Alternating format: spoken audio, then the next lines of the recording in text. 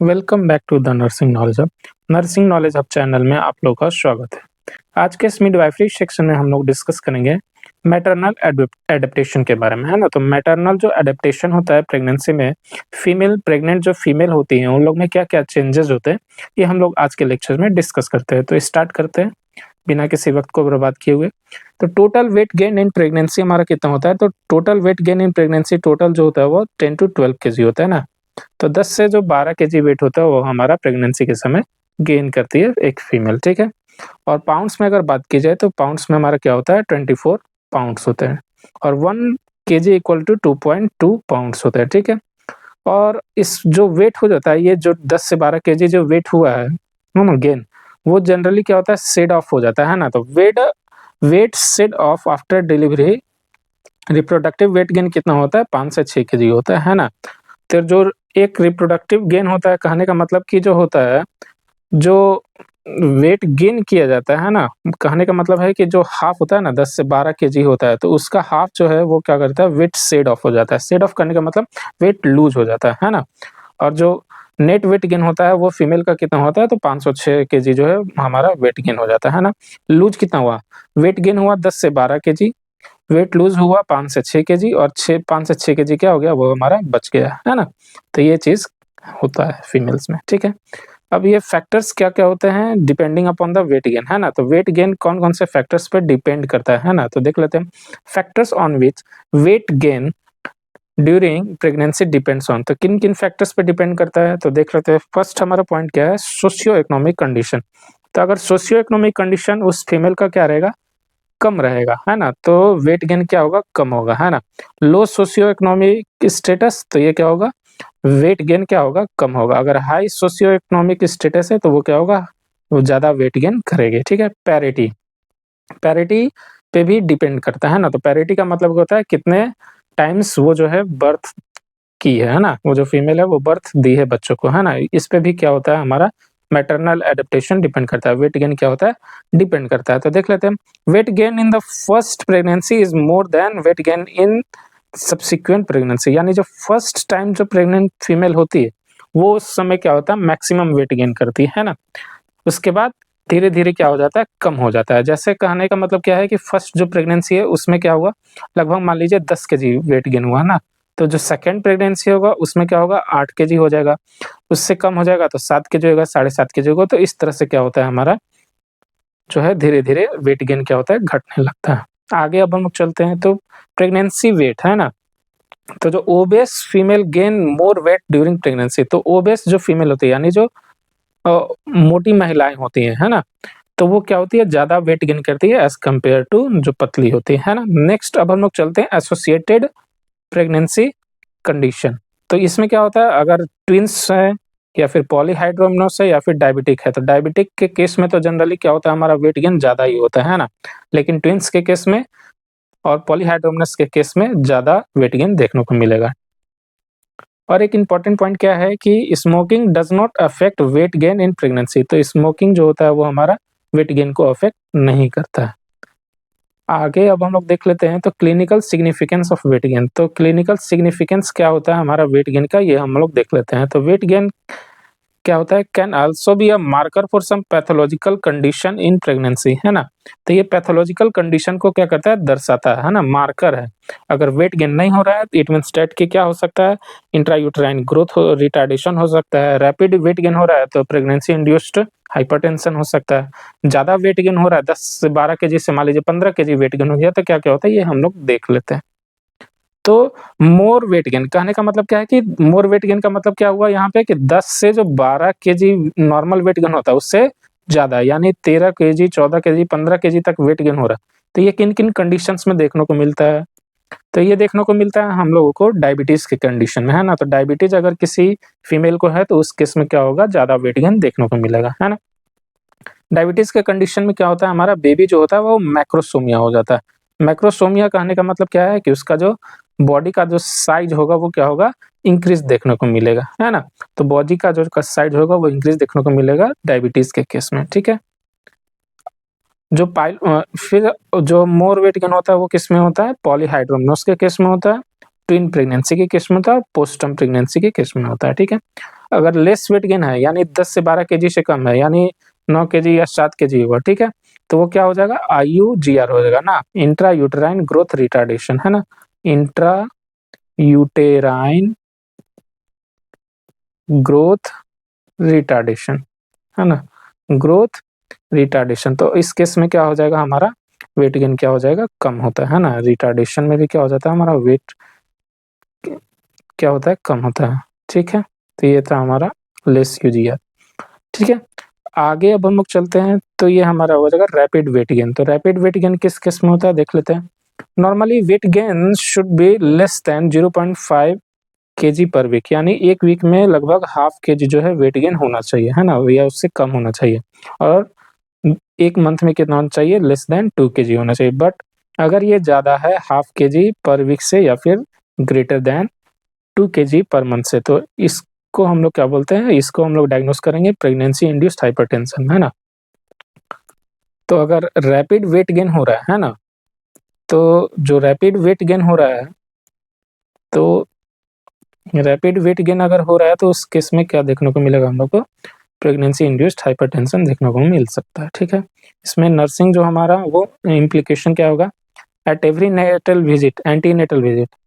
तो antenatal visit में हम लोग क्या करेंगे, weight of the pregnant female should be measured and document. तो हमेशा जब भी जो हमारा एंटीनेटल केयर जब हम लोग करने आ जाएंगे या फिर कोई एंटीनेटल करने के लिए अगर आएगी फीमेल, तो उसका हम लोग क्या करेंगे, हमेशा वेट को मेजर करते हैं और डॉक्यूमेंट करते हैं। अब हम लोग देख लेते हैं water balance and nutritional RDA, है ना। RDA का फुल फॉर्म यहाँ पे हो जाएगा रिकमेंडरी डाइटरी अलाउंस, है ना। तो एक जो प्रेग्नेंट फीमेल होती है उसको हम लोग क्या क्या कितने अमाउंट में देंगे, प्रोटीन कितने अमाउंट में देना चाहिए, एनर्जी कितने अमाउंट्स में देना चाहिए, आयरन कितने अमाउंट्स में देना चाहिए, फॉलिक एसिड कितना देना चाहिए, सारा चीज़ हम लोग डिस्कस करेंगे। तो वाटर बैलेंस देख लेते हैं। तो total amount of water retained in pregnancy, है ना। तो टोटल अमाउंट ऑफ वाटर जो रिटेन करती है फीमेल अपने बॉडी में, वो कितना करती है, 6.5 लीटर। ये भी एक PYQ है और ये पूछा हुआ क्वेश्चन है, ठीक है। आगे अब हम लोग देखते हैं तो इडीमा इन प्रेगनेंसी। तो इडीमा का जो होता है वो मोस्ट कॉमन होता है ना प्रेगनेंसी के समय। तो इसके क्या क्या रीजन हो सकते हैं, है ना, और ये कब कब सबसाइड करता है और कब सबसाइड नहीं करेगा, ये सारा चीज़ हम लोग देख लेते हैं। तो इडीमा क्या है, ये फिजियोलॉजिकल चेंज है ना, तो फिजियोलॉजिकल नेचर का होता है, ठीक। और ये क्या होता है, मोर इन लोअर लिम्स, ये जनरली क्या होता है, लोअर लिम्स में ज़्यादा पाया जाता है। अगला अब हम लोग देख लेते हैं तो सबसाइड ऑन टेकिंग रेस्ट। तो जो फिजियो, दो तरह का इडीमा होता है प्रेगनेंसी में, एक होता है फिजियोलॉजिकल और एक होता है पैथोलॉजिकल। तो फिजियो जो लॉजिकल होता है वो हमारा क्या होता है, वो सबसाइड कर जाता है जब हम लोग रेस्ट लेते हैं ना, और जो पैथोलॉजिकल है वो सबसाइड नहीं करेगा। तो जब सबसाइड नहीं करेगा तो उसके लिए हम लोग क्या करेंगे, देख लेते हैं। नेक्स्ट पॉइंट अब हम लोग देखते हैं क्या, कि earlier oedema was one of the criteria to diagnose PIH, है ना। तो प्रेगनेंसी इंड्यूस्ड हाइपरटेंशन को डायग्नोस करने के लिए हम लोग क्या करते थे, इडीमा को एक क्राइटेरिया मानते थे, लेकिन अब ऐसा कुछ नहीं है ना। अब हम लोग देखते हैं that is sodium and potassium concentration decreases in pregnancy. तो सोडियम और पोटेशियम का जो कंसंट्रेशन है वो डिक्रीज हो जाता है। तो नॉर्मल जो सोडियम का कंसंट्रेशन है वो कितना होता है, लगभग 135 से लेकर 150 मिली इक्विवेलेंट पर लीटर, है ना। और पोटेशियम का कितना होता है, 3.5 से लेकर 5 मिली इक्विवेलेंट पर लीटर। तो ये डाटा जो है आप लोग को मैंने दिया, इसको आप लोग को क्या करना है, याद रखना है ना। और थर्ड है हमारा क्या, प्लाज्मा ऑस्मोलैलिटी। तो ये क्या होता है, प्लाज्मा ऑस्मोलैलिटी डिक्रीज होता है हमारे प्रेगनेंसी के समय। तो प्रेगनेंसी के समय क्या होगा, प्लाज्मा ऑस्मोलैलिटी क्या होगा, डिक्रीज हो। ऑस्मोलैरिटी नहीं है यहाँ पे, ऑस्मोलैलिटी है, ध्यान देना है ना। अगला अब हम लोग देखते हैं that is extra calories required in pregnancy, है ना। तो एक्स्ट्रा कैलोरी हम लोग को प्रेगनेंसी में कितना जरूरत पड़ता है, तो 350 kilo calorie per day. Extra calorie required in lactation, तो लैक्टेशन में कितना पड़ता है, 600। प्रेगनेंसी के समय कितना पड़ता है, 350। दोनों में डिफरेंस है। डाटा क्वेश्चन कभी भी करने से पहले आप लोग देख लीजिएगा कि क्या पूछ रहा है, प्रेगनेंसी में पूछ रहा है कि लैक्टेशन में पूछ रहा है ना। दोनों के डाटा लगभग अलग अलग होते हैं और किसी किसी चीज़ में सेम भी होते हैं। टोटल आयरन आयरन रिक्वायर्ड पर डे, तो RDA कितना होता है आयरन का, 60 मिलीग्राम पर डे। आगे अब हम लोग देखते हैं फॉलिक एसिड। तो फॉलिक एसिड जो होता है हमारा, इसका डाइटरी रिक्वायरमेंट कितना होता है, 500 milli centigram per day. Next vitamin D का कितना होता है, तो 10 मिली सेंटीग्राम पर डे। और अगर इंटरनेशनल यूनिट में बात की जाए तो 40 international unit per day. Iodine का जो होता है वो हमारा आरडीए कितना होता है प्रेगनेंसी के समय, 250 मिली सेंटीग्राम। ये जो है पूछा हुआ था बीटीएससी नर्सिंग स्टाफ में, ये क्वेश्चन आया हुआ था, पीवाईक्यू है ना। और कैल्शियम का आरडीए कितना होता है, तो 1200 मिलीग्राम पर डे। कैल्शियम का लगभग दोनों में सेम रहता है, दैट इज हमारा प्रेगनेंसी और लैक्टेशन में लगभग सेम रहता है। शायद प्रेगनेंसी में 1200 और लैक्टेशन में 1000 पाए जाते हैं, 1000 या 1200 इसी रेंज में। आगे अब हम लोग देखते हैं मेटाबॉलिज्म एंड प्रोजेस्टेरॉन के बारे में। तो बेसल मेटाबॉलिक रेट जो होता है प्रेगनेंसी में वो इंक्रीज कर देता है कितने परसेंट से, 10 से 20% से क्या होता है वो इंक्रीज कर जाता है ना, वो बढ़ जाएगा। यानी बीएमआर जो होता है बेसल मेटाबॉलिक रेट वो क्या हो जाएगा, इंक्रीज हो जाएगा 10 से 20%। ठीक है। तो प्रोजेस्टेरॉन क्या क्या रोल करता है प्रेगनेंसी के समय, ये हम लोग देख लेते हैं। तो मेन हार्मोन इन प्रेगनेंसी, ये क्या है, प्रोजेस्टेरॉन जो है मेन हार्मोन होता है। जो प्रोजेस्टेरॉन होता है वो 12 वीक से पहले तक कौन सिक्रीट करता है, तो 12 वीक से पहले तक सिक्रीट करता है हमारा कॉर्पस ल्यूटियम। और 12 वीक्स से ज़्यादा हो जाएगा तो कौन सिक्रीट करेगा, तो इसको सिक्रीट करता है हमारा प्लेसेंटा, है ना। ये क्वेश्चन पूछे हुए हैं। ठीक है। आगे अब हम लोग बढ़ते हैं। तो रिस्पॉन्सिबल फॉर सस्टेनिंग प्रेगनेंसी, तो यही जो हार्मोन है इसके कारण क्या होता है, प्रेगनेंसी सस्टेन करता है ना, प्रेगनेंसी होता है। नेक्स्ट पॉइंट अब हम लोग देख लेते हैं। If progesterone is less in pregnancy leads to abortion. अगर जो हमारा जो प्रोजेस्टेरॉन है ना, अगर प्रोजेस्टेरॉन का लेवल क्या हो जाएगा, कम हो जाएगा, तो इससे क्या हो जाएगा, अबॉर्शन होने का खतरा बढ़ सकता है। ठीक है। आगे it is responsible for amenorrhoea of pregnancy, है ना। तो प्रेगनेंसी को एमनोरिया जो होता है, इसी को एमनोरिया को मेंटेन करने वाला जो हार्मोन है वो क्या है, हमारा प्रोजेस्टेरॉन है। तो प्रोजेस्टेरॉन जो है एमनोरिया को क्या करता है, मेंटेन करता है। एमनोरिया का मतलब एब्सेंस ऑफ क्या हो जाएगा हमारा, मेंस्ट्रुएशन।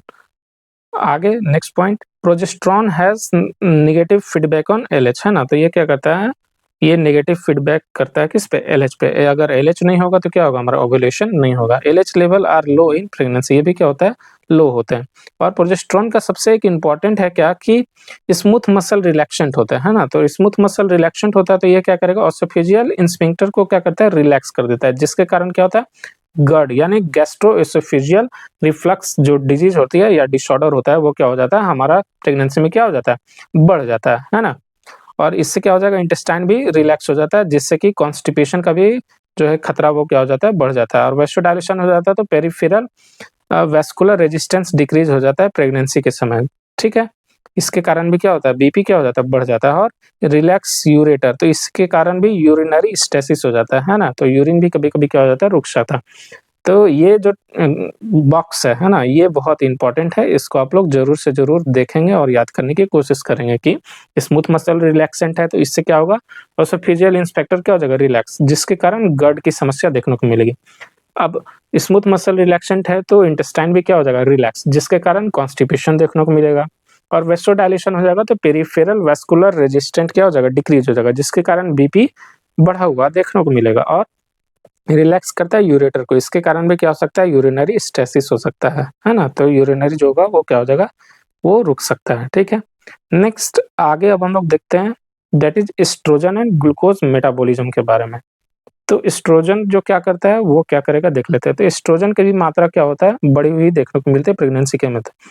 तो एस्ट्रोजन क्या हो जाएगा, इंक्रीज्ड इन प्रेगनेंसी देखने को मिलेगा। तो एस्ट्रोजन के बहुत सारे टाइप्स होते हैं ना, E1, E2, E3 और E4, 4 टाइप्स होते हैं। ठीक है। तो most common oestrogen in pregnancy जो होता है वो हमारा क्या है, E2 है, दैट इज एस्ट्राडायोल, है ना। तो E2 जो होता है वो मोस्ट कॉमन होता है और सबसे ज्यादा पाया जाता है हमारे प्रेगनेंसी के समय, है ना। और मोस्ट स्पेसिफिक जो होता है, स्पेसिफिक कौन सा है, E3 है, दैट इज एस्ट्रायोल, है ना। तो ये हमारे जो 2 टाइप्स थे हमारे एस्ट्रोजन के। ठीक है।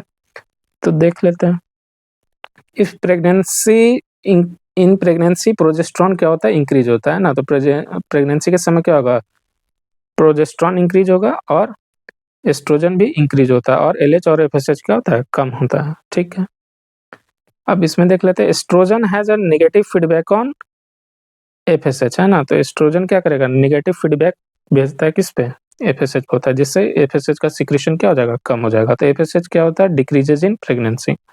आगे next point, oestrogen increases clotting factor, ये क्या करता है, क्लॉटिंग फैक्टर को बढ़ाता है ना। तो ये क्लॉटिंग फैक्टर को क्या करेगा, बढ़ाएगा। तो pregnancy is hyper coagulable state, है ना। तो हाइपर कोएगुलेबल स्टेट है। जितने भी इंपॉर्टेंट पॉइंट्स है सारे लगभग मैंने क्या किया, मार्क कर दिए है ना। तो इसको आप लोग को ध्यान देना है, हाइपर कोएगुलेबल स्टेट है। ठीक है, प्रेगनेंसी के समय क्लॉटिंग फैक्टर क्या हो जाता है, बढ़ जाता है। सीधा मतलब ये है। कंजेशन इन म्यूकोसा, ये क्या होता है, म्यूकोसा में कंजेशन कराता है, जैसे कि nasal mucosa congested, gums congested हो जाएंगे, ब्लीडिंग और क्या हो जाएगा, ब्लीडिंग म्यूकोसा कंजेस्टेड हो जाता है। ठीक है, ब्लैडर म्यूकोसा कंजेस्टेड हो जाता है। अब एक इम्पॉर्टेंट जो हमारा जो एक हार्मोन है दैट इज इंसुलिन रेजिस्टेंट। तो इंसुलिन प्रेगनेंसी के समय क्या हो जाता है कि इंसुलिन का रेजिस्टेंट हो जाता है ना। तो there is insulin resistance in pregnancy. तो इंसुलिन का जब रेजिस्टेंस हो जाएगा तो क्या हो जाएगा, देख लेते हैं। तो इंसुलिन का जब रेजिस्टेंस हो जाएगा तो क्या होगा, so that mother does not utilise glucose. तो मदर जो है यूटिलाइज ग्लूकोज, ग्लूकोज को जो है वो यूटिलाइज नहीं कर पाती है, यानी ग्लूकोज का उपयोग नहीं कर पाएगी। जब ग्लूकोज का उपयोग नहीं कर पाएगी तो ग्लूकोज की मात्रा क्या हो जाएगी, खून में बढ़ने लगेगी, और वो खून में बढ़ते हुए कहाँ जाएगी, फीटस को मैक्सिमम मिलती है। ठीक है, अब इंसुलिन जो रेजिस्टेंस होता है वो किसके कारण होता है, वो एचपीएल हार्मोन के कारण होता है। तो यहाँ से भी एक क्वेश्चन आए हुए हैं पीवाईक्यू में कि insulin resistance develops in pregnancy due to which hormone, है ना। तो इसका आंसर क्या हो जाएगा, एचपीएल हो जाएगा, है ना। Due to hormone HPL, human placental lactogen, इसके कारण क्या हो जाता है, हमारा जो है फीमेल इंसुलिन रेजिस्टेंट हो जाती है ना। मैक्सिमम कब देखने को मिलता है इसका इफेक्ट, तो 24 से 28 वीक्स में देखने को मिलता है। मैक्सिमम इफेक्ट अब देखने को मिलेगा 24 से 28, और इसी पीरियड में हम लोग क्या करते हैं, जीटीटी कराते हैं ना, ग्लूकोज टॉलरेंस टेस्ट कराते हैं, काहे कि इसी समय मैक्सिमम ज़्यादा चांस रहता है कि डायबिटिक मदर होने का चांस मैक्सिमम इसी समय होता है। और नेक्स्ट पॉइंट क्या हमारा कि pregnancy is a diabetogenic effect, है ना। तो मैक्सिमम चांसेस है कि उस केस में प्रेगनेंसी के समय डायबिटीज होने का मैक्सिमम खतरा रहता है। Changes in genital tract during pregnancy, तो जेनाइटल ट्रैक्ट में क्या-क्या चेंजेस आते हैं प्रेगनेंसी के समय, ये हम लोग देख लेते हैं। तो फर्स्ट हमारा सर्विक्स, तो सर्विक्स में क्या-क्या चेंज आएंगे, तो सबसे पहला इसमें क्या हो जाता है, ब्लूइश डिस्कलरेशन हो जाता है। तो जो ब्लूइश डिस्कलरेशन होता है उसको हम लोग क्या बोलते हैं, चैडविक साइन या जैक म्यूर साइन बोलते हैं, और ये कब देखने को मिलता है, 8 वीक्स में देखने को मिलता है। नेक्स्ट सॉफ्ट सर्विक्स हो जाता है। तो सॉफ्ट जो सर्विक्स हो जाता है ये फर्स्ट साइन है ना, फर्स्ट साइन है सीन इन प्रेगनेंसी। तो ये कब, इसको हम लोग क्या बोलते हैं, जब सॉफ्ट सर्विक्स हो जाएगा तो इसको हम लोग बोलते हैं गुडेल साइन, और ये कब देखने को मिलता है, 6 वीक में देखने को मिलता है। तो वीक्स आप लोग याद रखेंगे, इससे भी क्वेश्चंस पूछे जाने लगे हैं। अब पहले नहीं पूछे जाते थे लेकिन अब पूछे जाने लगे हैं, है ना। तो जो हमारा ब्लूइश डिस्कलरेशन हो गया वो हमारा हो गया चैडविक साइन, ये तो सबको पता रहता है, लेकिन अब क्या हो रहा है कि वीक्स पूछे जा रहे हैं, है ना। तो Chadwick sign is seen in which week of pregnancy, इस टाइप से क्वेश्चन आजकल आ रहे हैं। तो चैडविक साइन 8 वीक में देखने को मिलता है, और गुड डे साइन जो होता है हमारा 6 वीक में देखने को मिलता है, और ये फर्स्ट साइन होता है। नेक्स्ट अब हम लोग देख लेते हैं cervical canal which be closed by a thick mucus plug, है ना। तो सर्वाइकल कैनाल जो है वो क्लोज हो जाता है थिक म्यूकस के द्वारा या फिर थिक म्यूकस प्लग के द्वारा at the time of labour dilates, है ना। तो ये क्या हो जाता है, लेबर के समय क्या हो जाता है, ये डायल्यूट हो जाता है ना। तो उससे क्या होगा, जब डायल्यूट हो जाएगा तो क्या होगा, देखते हैं। This mucus plug is released, ये जो म्यूकस प्लग जो उस समय जो था कंस्ट्रिक्ट हो गया था, क्लोज कर दिया था सर्विक्स को, वो क्या हो जाएगा, रिलीज हो जाएगा अलॉन्ग विथ ब्लड, है ना। तो म्यूकस प्लग प्लस क्या हो जाएगा, ब्लड, है ना। तो इसको हम लोग क्या बोलते हैं, सो बोलते हैं, क्या बोलते हैं, सो। ये भी क्वेश्चन पूछा हुआ है कि so composed of which of the following things, तो इसमें क्या हो जाएगा, म्यूकस प्लग और प्लस में क्या हो जाएगा, ब्लड, है ना। और जो सर्विक्स का जो लेंथ है वो भी क्या हो जाता है, घट जाता है ना। तो सर्विक्स का जो लेंथ है वो क्या हो जाएगा, 4 से 5 सेंटीमीटर हो जाएगा। आगे अब हम लोग देखते हैं वजाइना में क्या क्या चेंज हो जाता है। वजाइना एंड ब्रेस्ट एनाटॉमी हम लोग देख लेते हैं। तो वजाइना में क्या होगा, वजाइना भी ब्लूइश डिस्कलरेशन हो जाएगा, तो इसी को हम लोग क्या बोलेंगे, चैडविक साइन या जैक म्यूर साइन। वजाइना में एक स्पेशल प्रकार का जो बैक्टीरिया पाया जाता है वो हमारा होता है डॉर्डरलिन बेसिलाई, जिसके कारण जो वजाइना होता है वो उसका पीएच क्या हो जाता है, एसिडिक हो जाता है, लगभग 3.5 से 5 के बीच में रहता है pH. It converts the glycogen, ये क्या करता है, ग्लाइकोजन को कन्वर्ट करता है, present in vaginal epithelium into lactic acid, है ना? तो ये क्या करेगा, ग्लाइकोजन को किसमें कन्वर्ट करेगा, लैक्टिक एसिड में कन्वर्ट करेगा, है ना? या फिर इसको और एक नाम से जाना जाता है लैक्टोबैसिलाई एसिडोफिलस, है ना? पीएच क्या होता है वजाइना का, इससे क्या हो जाता है, एसिडिक हो जाता है। अगर एसिडिक में बात की जाए तो 3.5 से कहीं-कहीं 4.5 या फिर 5 भी देखने को आप लोग को मिल सकता है। तो ये याद रखेंगे कि पीएच कितना चेंज हो जाएगा, 3.5 से 4.5 या फिर 5, है ना? नेक्स्ट अब हम लोग चलते हैं इसी के द्वारा, दैट इज सेकंड पॉइंट क्या है, number of Doderlein bacilli increases in vagina. इसमें क्या हो जाता है, डॉटरलिन का जो संख्या वो क्या हो जाता है, बैक्टीरिया का बढ़ जाता है ना, लैक्टोबैसिलाई। तो इससे क्या होता है, ज्यादा कन्वर्जन होगा ग्लाइकोजन का लैक्टिक एसिड में, है ना? तो लैक्टिक एसिड भी बढ़ जाता है और एसिडिटी भी क्या हो जाती है, बढ़ जाती है ना? जो नॉन प्रेग्नेंट फीमेल होती है उनका जो पीएच होता है वजाइना को वो कितना होता है, 4.5 होता है ना? और pH of vagina in pregnant female क्या होता है, 3.5 होता है। क्योंकि क्या हुआ कि ज्यादा एसिडिटी बढ़ गया। ज्यादा एसिडिटी कहने का मतलब जो ज्यादा ग्लाइकोजन है वो कन्वर्ट हो रहा है किस में, लैक्टिक एसिड में। इस कारण क्या होगा, एसिडिटी क्या हो जाती है, बढ़ जाती है ना? तो एसिडिटी जब बढ़ जाएगी तो क्या हो जाएगा, पीएच हमारा क्या हो जाएगा, कम हो जाएगा, है ना? तो लैक्टिक एसिड में ज्यादा कन्वर्ट होता है। तो यही कारण से क्या होता है, हमारा वजाइना जो होता है वो एसिडिक होता है, ठीक है? प्रेग्नेंट और नॉन प्रेग्नेंट लेडी में, ठीक है? अब ब्रेस्ट में क्या-क्या चेंजेस होने को मिलता है देख लेते हैं। तो चेंजेस ऑफ ब्रेस्ट में क्या होगा कि लोब्यूल जो होता है ना, जो निप्पल जो होता है वो प्रोमिनेंट हो जाता है और ज़्यादा डेवलप हो जाता है ना? फर्स्ट थिंग तो यही देखने को मिलता है। एरियोला जो है वो ज़्यादा डेवलप हो जाता है, पिगमेंटेड हो जाता है ना? और क्या देखने को मिलेगा, लोब्यूल या एल्वेओलाई है वो भी, इसका साइज क्या हो जाता है, इंक्रीज हो जाता है। अब हम लोग देखते हैं तो ब्रेस्ट फिजियोलॉजी एंड कोलोस्ट्रम में देखते हैं। तो ब्रेस्ट फिजियोलॉजी में क्या-क्या चेंजेस आएगा और कोलोस्ट्रम में क्या-क्या चेंज आते हैं। तो breast is made of ducts and lobules. तो जो ब्रेस्ट होता है वो किन-किन चीज़ों से मिलके बनता है, दैट इज डक्ट से मिलके बनता है और लोब्यूल से मिलके बनता है। Milk in synthesised in lobules. तो मिल्क जो होता है वो कहाँ पे बनता है, लोब्यूल्स में बनता है और डक्ट्स कैरी करते हैं उनको, carry milk from lobules to nipples, है ना? तो 2 चीज़ों से मिलके बना है हमारा, एक हो गया डक्ट्स और दूसरा हो गया हमारा लोब्यूल्स। तो लोब्यूल्स में क्या होता है, मिल्क बनता है ना? मिल्क क्या होगा, बनेगा कहाँ पे, लोब्यूल्स में। और ये डक्ट्स क्या करेगा, कैरी करेगा, उसको कैरी करते हैं कहाँ पे, निप्पल्स तक, है ना? तो एक जगह लोब्यूल्स में बना, है ना? तो लोब्यूल्स में क्या हुआ हमारा बना, ये जो लोब्यूल्स हैं इसमें क्या हुआ हमारा बना और ये डक्ट्स के थ्रू कहाँ हो गया हमारा, निप्पल तक आ गया। तो यही है हमारा फिजियोलॉजी ब्रेस्ट का। देख लेते हैं तो अब आगे, तो during pregnancy lobules increases due to action of oestrogen and progesterone. तो जो लोब्यूल्स होते हैं इनका साइज क्या हो जाता है, बढ़ जाता है, किसके कारण, तो एस्ट्रोजन और प्रोजेस्टेरोन के कारण। मेनली इसमें प्रोजेस्टेरोन होगा, है ना? तो मेनली इसमें कौन काम करेगा, प्रोजेस्टेरोन काम करेगा, ठीक है? आगे अब नेक्स्ट पॉइंट देख लेते हैं, ducts increases due to oestrogen. तो जो लोब्यूल्स होते हैं, है ना, जो लोब्यूल्स होते हैं ये किसके कारण बढ़ रहे हैं, प्रोजेस्टेरोन के कारण बढ़ रहे हैं, है ना? और जो हमारा जो डक्ट्स है वो किसके कारण बढ़ रहा है, तो डक्ट्स जो बढ़ रहा है वो एस्ट्रोजन के कारण बढ़ रहा है ना? तो ये किसके कारण बढ़ रहा है, एस्ट्रोजन के कारण बढ़ रहा है, ठीक है? Size of nipples increases and become darker in pregnancy. तो साइज जो होता है निपल का क्या होता है, बढ़ता है और डार्क एरिया हो जाता है, दैट इज एरियोला। जो एरियोला होता है, जो निपल के जो साइज होता है, निपल के अराउंड जो हमारा डार्क कलर का जो एरिया होता है ना, ये जो डार्क कलर का एरिया होता है उसको हम लोग क्या बोलते हैं, एरियोला बोलते हैं ना?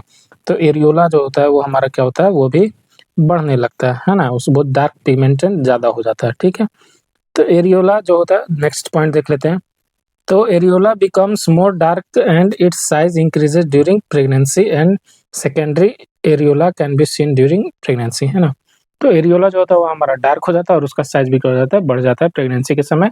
और सेकेंडरी एरियोला जो होता है वो देखने को मिलता है प्रेगनेंसी के समय। Modified sebaceous glands called Montgomery tubercle becomes very prominent and its number increases, है ना? तो जो मोंटगोमेरी जो ट्यूबरकल होता है उसका साइज क्या हो जाता है, बढ़ जाता है ना? जो सीबेशियस ग्लैंड पाया जाता है हमारे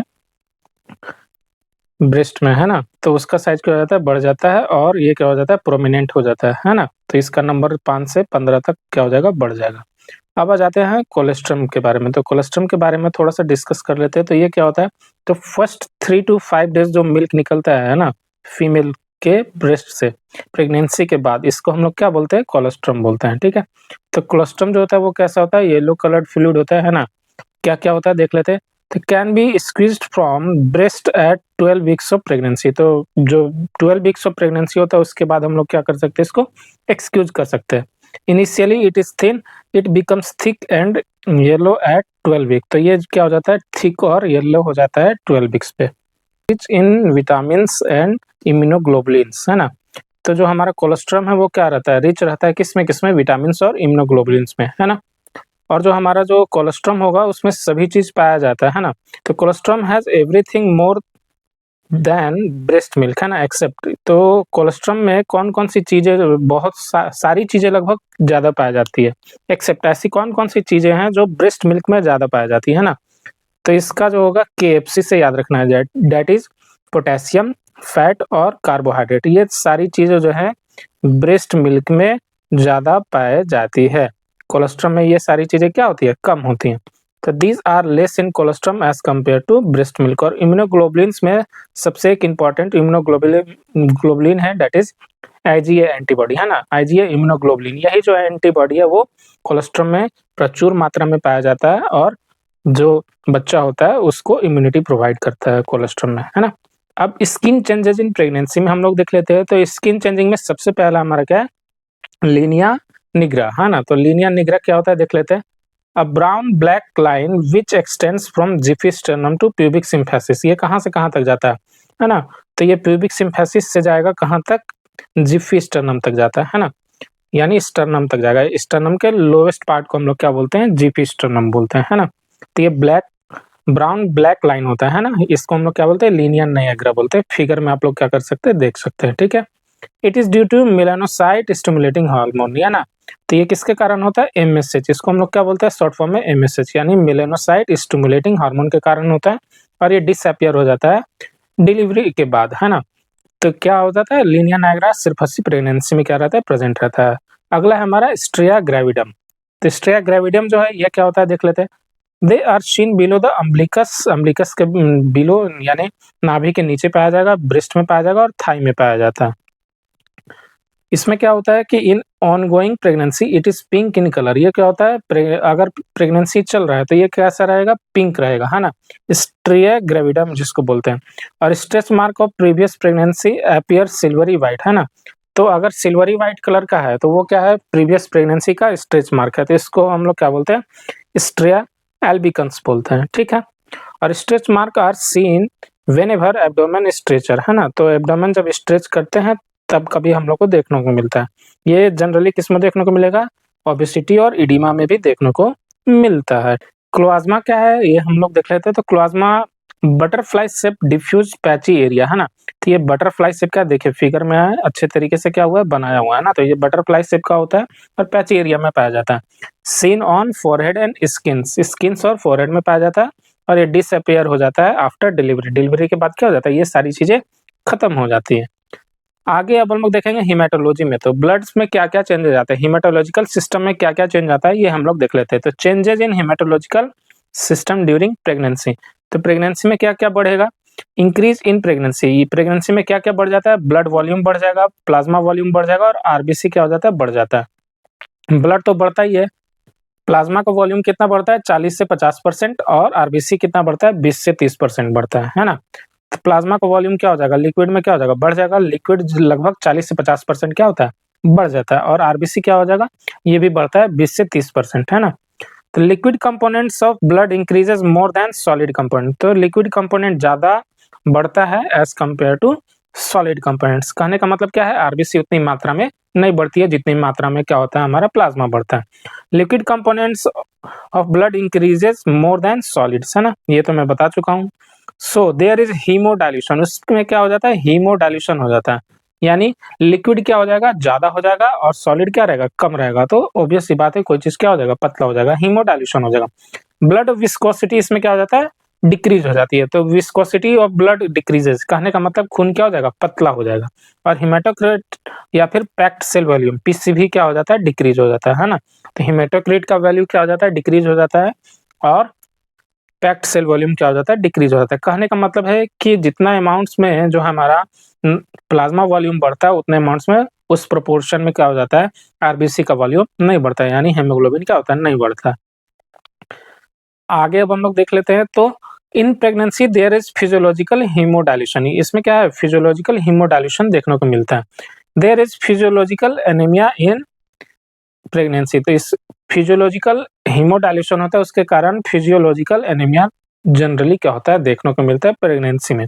इनऑन, इसीलिए हम लोग को क्या पड़ता है, आयरन देने की जरूरत पड़ती है। आयरन और फॉलिक एसिड जो होता है वो हेल्प करते हैं किसके, इन मैच्योरेशन ऑफ आरबीसी। तो in all pregnant female haemoglobin concentration decreases in pregnancy. Haemoglobin concentration क्या होता है, डिक्रीज हो जाता है ना। तो फिर हेमोग्लोबिन कंसंट्रेशन अगर डिक्रीज हो जाएगा तो उसमें क्या हो जाएगा, हमारा physiological anaemia, never haemoglobin below than 11 gram per decilitre. Him pregnancy में मैं बता चुका हूँ पिछले क्लास में भी कि उसमें हम लोग एनीमिया कब बोलते हैं, जब हमारा जो हेमोग्लोबिन है वो 11 less than 11 gram per decilitre से अगर क्या हो जाएगा, कम हो जाएगा, तो उस प्रेग्नेंट लेडी को हम लोग क्या बोलेंगे कि she is having anaemia. Haematological parameters देख लेते हैं, कौन कौन सी चीजें बढ़ती है और कौन कौन सी चीजें क्या होती है, घटती है। तो आरबीसी हैज हेमोग्लोबिन, तो सबसे पहले हम लोग देख लेते हैं कौन कौन सी चीजें बढ़ेंगी, है ना। तो बढ़ने की चीजें देख लेते हैं, तो आरबीसी के पास क्या है, हेमोग्लोबिन है। तो हेमोग्लोबिन की जो मात्रा होती है वो क्या होती है, बढ़ती है, लेकिन उस अमाउंट में क्या होती है, नहीं बढ़ती है। तो आरबीसी वॉल्यूम इंक्रीज है, तो आरबीसी का वॉल्यूम क्या होता है, इंक्रीज होगा, है ना। लेकिन हेमोग्लोबिन का मास भी क्या होगा, इंक्रीज होगा, या फिर अमाउंट ऑफ हेमोग्लोबिन क्या होगा, इंक्रीज होगा। ठीक है, फर्स्ट पॉइंट आरबीसी बढ़ेगा। सेकंड, डब्ल्यूबीसी काउंट भी क्या होगा, इंक्रीज होगा, है ना। तो अप टू 80 जो होता है वो क्या होता है, 80,000 मिलीमीटर क्यूब के तक जाता है ना। और इसका नॉर्मल वैल्यू अगर एडल्ट्स में बात किया जाए तो 4 से कितना होता है, 11,000 होता है ना, 4 से 11,000 मिलीमीटर पर मिलीमीटर क्यूब होता है ना। तो ये होता है हमारा डब्ल्यूबीसी का वैल्यू। नेक्स्ट अब हम लोग चलते हैं क्लॉटिंग फैक्टर। तो ऑल क्लॉटिंग फैक्टर इंक्रीजेज इन प्रेगनेंसी। तो क्लॉटिंग फैक्टर हीमोकोगुलेबल स्टेट होता है, ये मैं पहले ही बता चुका हूँ, हाइपरकोगुलेबल होता है। तो प्रेगनेंसी जो हाइपरकोगुलेबल स्टेट, इसमें क्या होता है, क्लॉटिंग फैक्टर क्या होता है, सीरम फिब्रिनोजेन जो होता है वो क्या होता है, बढ़ता है। और ईएसआर भी होता है, वो क्या होता है, बढ़ता है ना। नॉर्मल 10 mm एचजी होता है, लेकिन प्रेगनेंसी में 40 mm होता है ना। ठीक है, और ऑल इन्फ्लेमेटरी मेडिएटर्स भी क्या होता है, जैसे कि क्या क्या होगा, ईएसआर भी बढ़ता है और CRP that is C reactive protein भी हो जाता है, वो बढ़ता है। अच्छा, कौन कौन सी चीजें नहीं बढ़ती है, तो इसमें क्लॉटिंग फैक्टर्स में फैक्टर नंबर 11 और फैक्टर नंबर 13 क्या होता है, नहीं बढ़ता है। बाकी सारी चीजें क्या होती है, बढ़ती है इसमें। ठीक है, नेक्स्ट पॉइंट में अब हम चलते हैं, तो कौन कौन सी जो पैरामीटर्स है वो डिक्रीज होती है। तो हेमोग्लोबिन कंसंट्रेशन क्या होता है, डिक्रीज होता है ना। ग्राम पर डेसीलीटर क्या होगा, डिक्रीज होगा। क्यों डिक्रीज होगा, क्योंकि जो लिक्विड का कंसंट्रेशन है वो क्या हो गया, बढ़ा। लेकिन आरबीसी भी बढ़ा, हेमोग्लोबिन भी बढ़ा, लेकिन उतनी मात्रा में नहीं बढ़ा जितनी मात्रा में बढ़ना चाहिए था। प्लेटलेट काउंट क्या होगा, कम होगा, है ना। इसको हम लोग क्या बोलते हैं, also known as benign gestational thrombocytopenia. अगर प्लेटलेट्स का काउंट कम हो रहा है तो उसको हम लोग क्या बोलते हैं, थ्रोम्बोसाइटोपिनिया बोलते हैं। क्या बोलते हैं, थ्रोम्बोसाइटोपिनिया। और गेस्टेशनल मतलब प्रेगनेंसी के समय, और बेनाइन, है ना। और टोटल प्लाज्मा प्रोटीन भी क्या होता है, हमारा डिक्रीज होता है ना। प्लाज्मा प्रोटीन कंसंट्रेशन क्योंकि डिक्रीज हो रहा है, तो प्लाज्मा प्रोटीन कंसंट्रेशन जो है वो अगर डिक्रीज हो रहा है तो टोटल प्लाज्मा प्रोटीन भी क्या होगा, डिक्रीज होगा। ठीक, और एल्बुमिन भी क्या होगा, डिक्रीज होगा। नॉर्मली जो एल्बुमिन होता है उसका क्या लेवल होता है, एल्बुमिन और ग्लोबुलिन का लेवल जो होता है 1.7:1 होता है, लेकिन प्रेगनेंसी के समय 1:1 हो जाता है। ठीक है, और मैं बता दिया हूँ कि जो कौन कौन से ऐसे क्लॉटिंग फैक्टर वो नहीं बढ़ते हैं, तो 11 और 13 जो होता है हमारा क्लॉटिंग फैक्टर नहीं बढ़ता है। ठीक है, आगे अब हम लोग देख लेते हैं इम्यूनिटी एंड मेटाबॉलिज्म के बारे में। तो इम्यूनिटी और मेटाबॉलिज्म से रिलेटेड कुछ पॉइंट्स हम लोग देख लेंगे। तो जो ह्यूमरल इम्यूनिटी है वो क्या हो जाता है हमारा, इंक्रीजेज इन प्रेगनेंसी, है ना। तो इंक्रीज इन प्रेगनेंसी में कौन सा जो होगा हमारा इम्यूनिटी बढ़ेगा, तो ह्यूमरल इम्यूनिटी बढ़ेगा, है ना। तो ह्यूमरल इम्यूनिटी, और डिक्रीज कौन सा होता है, सेल मेडिएटेड इम्यूनिटी क्या होता है, डिक्रीज होता है ना। तो इंक्रीज कौन सा करेगा, ह्यूमरल। ठीक है, ह्यूमरल एच से हाई और एच से इंक्रीजेज, है ना। तो ह्यूमरल क्या होगा, इंक्रीज करेगा, और सेल मेडिएटेड क्या होता है, डिक्रीज करता है। और कांस्टेंट क्या क्या रहता है, तो ब्लीडिंग टाइम कांस्टेंट रहेगा, क्लॉटिंग टाइम कांस्टेंट रहेगा, और लेवल ऑफ क्लॉटिंग फैक्टर भी क्या रहेगा, becomes normal after 2 weeks. Clotting factor भी क्या हो जाता है, नॉर्मल हो जाता है 2 वीक्स पे, है ना। आफ्टर डिलीवरी, है ना। तो 2 वीक्स कहने का मतलब आफ्टर डिलीवरी है या फिर आफ्टर प्रेगनेंसी, ठीक है। पोस्टपार्टम पीरियड में क्या हो जाता है, नॉर्मल हो जाता है। ये सारी चीजें क्या हो जाती है, नॉर्मल हो जाती हैं। Changes in iron metabolism in pregnancy के बारे में। तो आयरन जो होता है, कुछ इंपॉर्टेंट पॉइंट्स देख लेते हैं। Important points on physiology of iron in body, है ना। तो फर्स्ट हमारा क्या है, आयरन जो एब्जॉर्प्शन होता है वो कहाँ पे होता है, ड्यूडेनम में और जेजुनम में, है ना। तो आयरन जो एब्जॉर्प्शन होता है वो कहाँ पे होता है, ड्यूडेनम और जेजुनम में एब्जॉर्ब होता है ना। आयरन जो होता है किस फॉर्म में ऑब्जर्व होता है, तो फेरस के फॉर्म में, +2। तो +2 जो होता है उसको हम लोग क्या बोलते हैं, फेरस बोलते हैं। क्या बोलते हैं, फेरस, FeRROUS। और जो +3 होता है, Fe+3 जो होता है वो हमारा क्या होता है, फेरिक होता है। कौन सा फॉर्म होता है, वो फेरिक होता है। तो आयरन जो है ऑब्जर्व होता है हमारा +2 के फॉर्म में, डेट इज फेरस के फॉर्म में ऑब्जर्व होता है, ठीक है। नेक्स्ट पॉइंट अब हम लोग देखते हैं। तो percentage of iron absorb from diet, तो डाइट से कितना परसेंट हम लोग ऑब्जर्व करते हैं, 10% ऑब्जर्व करते हैं। और स्टोरेज फॉर्म जो है वो हमारा क्या है, फेरिटीन है ना। तो बॉडी में जो आयरन जो है एब्जॉर्ब होता है किस फॉर्म में ऑब्जर्व होता है, तो फेरिटीन के फॉर्म में क्या होता है, एब्जॉर्ब होता है। ये सारी चीजें इंपॉर्टेंट है, फिजियोलॉजी में ये बहुत पूछे जाते हैं क्वेश्चंस कि स्टोर किस फॉर्म में होता है, ट्रांसपोर्ट किस फॉर्म में होता है, एब्जॉर्ब किस फॉर्म में होता है, एब्जॉर्ब कहाँ से होता है, ये सारी चीजें इंपॉर्टेंट है। तो iron is actively transported across placenta. तो प्लेसेंटा के अक्रॉस जो होगा वो आराम से क्या होता है, ट्रांसपोर्ट होता है ना। तो प्लेसेंटा के अक्रॉस बहुत सारी चीजें क्या होती है, ट्रांसपोर्ट होती है। तो आयरन भी प्लेसेंटा के अक्रॉस क्या होगा, ट्रांसफर होगा, है ना। ट्रांसपोर्ट फॉर्म ऑफ आयरन क्या होता है, सीरम ट्रांसफेरिन, है ना। तो फेरिटीन के जो है फॉर्म में क्या होता है, हमारा स्टोरेज होता है ना। और ट्रांसफेरिन के फॉर्म में जो है वो हमारा क्या होता है, ट्रांसफर होता है from one place to another. तो आयरन पैरामीटर्स एंड कैलकुलेशन अब हम लोग देख लेते हैं। तो during pregnancy all parameters of iron metabolism, है ना, डिक्रीज। तो आयरन मेटाबॉलिज्म क्या हो जाता है, डिक्रीज हो जाती है। तो सीरम फेरिटीन भी डिक्रीज हो जाएगा, यानी स्टोरेज क्या हो जाएगा, कम हो जाएगा। और सीरम आयरन भी क्या हो जाएगा, डिक्रीज हो जाता है ना। तो इन सभी को अब क्या करेगा, बढ़ाना पड़ेगा। तो बढ़ाने के लिए अब हम लोग क्या करेंगे, बाहर से सप्लीमेंट देते हैं, है ना। तो बाहर से क्या करेंगे, सप्लीमेंट देंगे। तो इसमें एक्सेप्ट 2T, तो 2T क्या होता है हम लोग देख लेते हैं।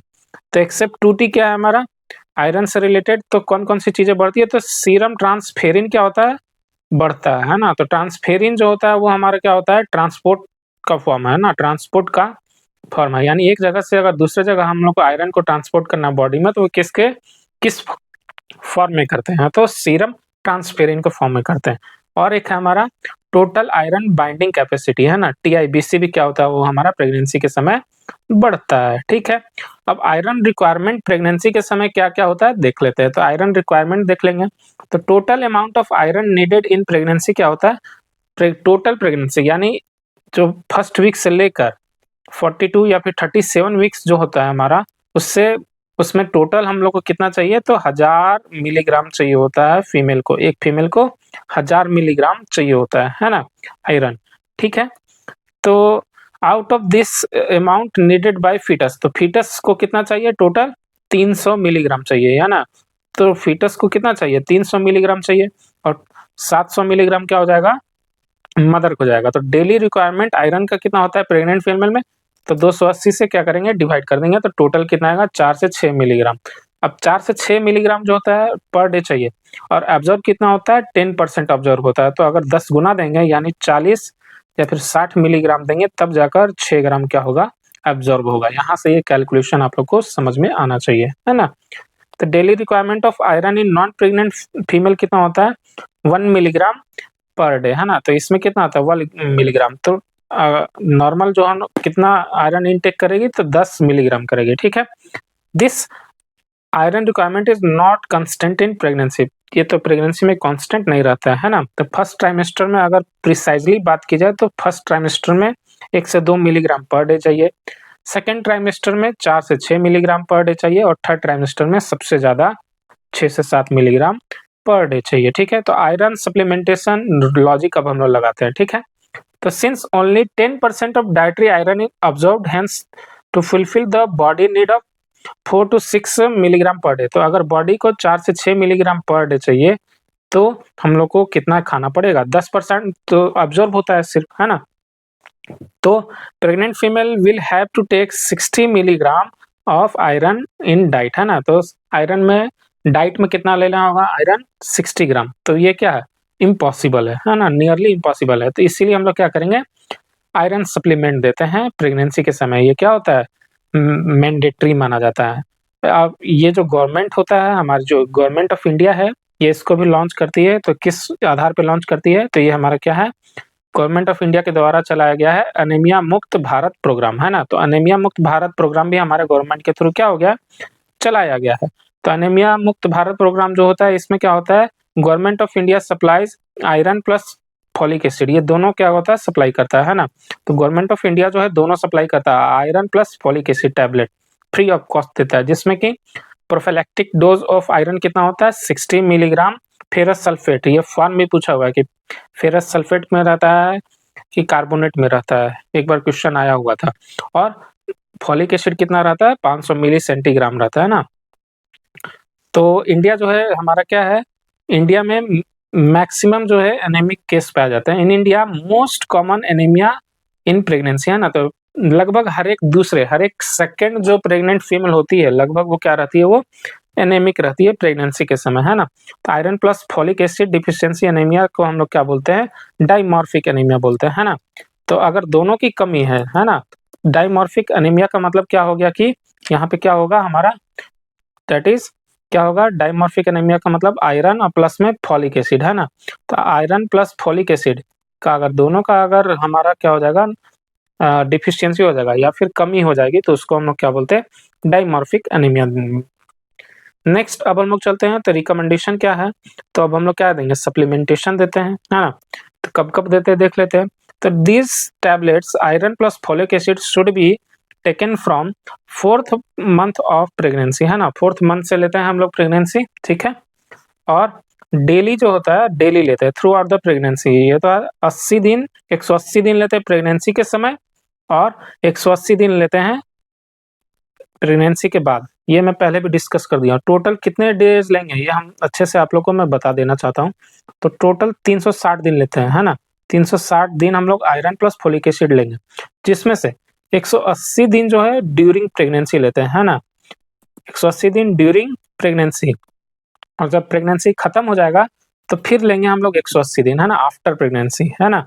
तो ये दो जो चीजें हैं वो बहुत इंपॉर्टेंट है। तो एनीमिया मुक्त भारत के तहत 360 दिन हम लोग को आयरन की गोली मिलती है, जिसमें से खिलाना कितना है, 180 दिन प्रेगनेंसी के समय खिलानी है, और 180 दिन प्रेगनेंसी के बाद आफ्टर प्रेगनेंसी खिलानी है ना, ताकि उसका जो आयरन का जो रिक्वायरमेंट है वो क्या हो जाए, पूरा हो जाए, रिप्लेनिश हो जाए, जो आयरन स्टोर है वो क्या हो जाए, भर जाए, है ना। आयरन स्टोर किस में होता है, तो सीरम फेरिटिन के, और ट्रांसपोर्ट का होता है सीरम ट्रांसफेरिन के फॉर्म में, है ना। अब फोलिक एसिड का जो डोज होता है वो हम लोग देख लेते हैं, इसका क्या क्या रोल है। तो रोल क्या है हमारा फोलिक एसिड का, तो ये क्या करता है, प्रिवेंट्स न्यूरल ट्यूब डिफेक्ट, है ना। न्यूरल ट्यूब डिफेक्ट को क्या करता है, प्रिवेंट करता है। और डोज कितना होता है प्रेग्नेंट फीमेल में, 400 मिली सेंटीग्राम पर डे, ठीक है।